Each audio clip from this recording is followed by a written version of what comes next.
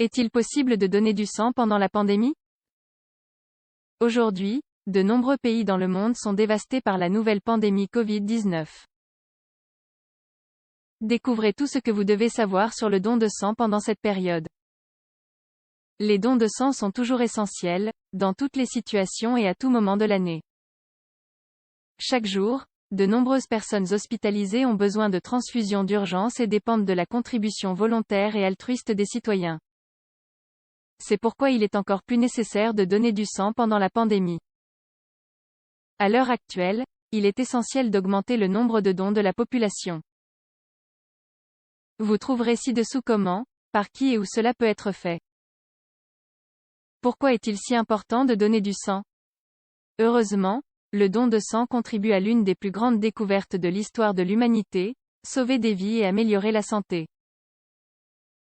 On pourrait le considérer comme un cadeau à ceux dont la vie est en danger. Ainsi, les contributions régulières de la population permettent de disposer de sang en toute sécurité au moment et à l'endroit où l'on en a besoin.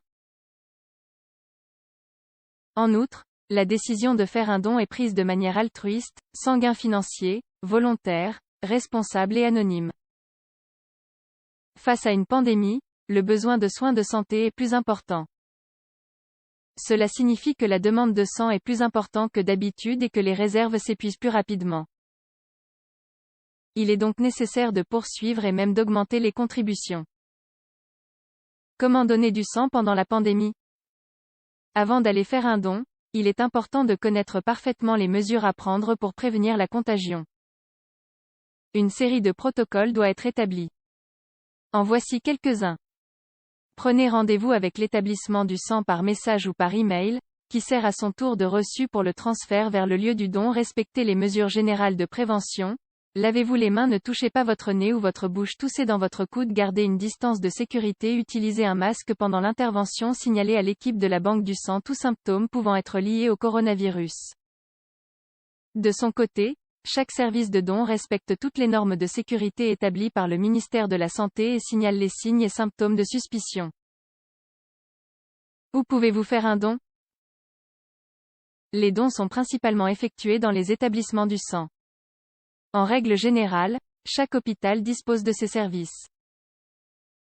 En outre, il existe d'autres points mobiles et ambulatoires où cette contribution peut être apportée. Ces derniers sont spécifiquement conditionnés pour devenir des espaces tout à fait sûrs. Qui peut donner son sang? À l'heure actuelle, il n'existe aucune preuve scientifique de la transmission du coronavirus par le sang. De fait, aucun test n'est effectué, ni sur les personnes qui viennent ni sur leur sang.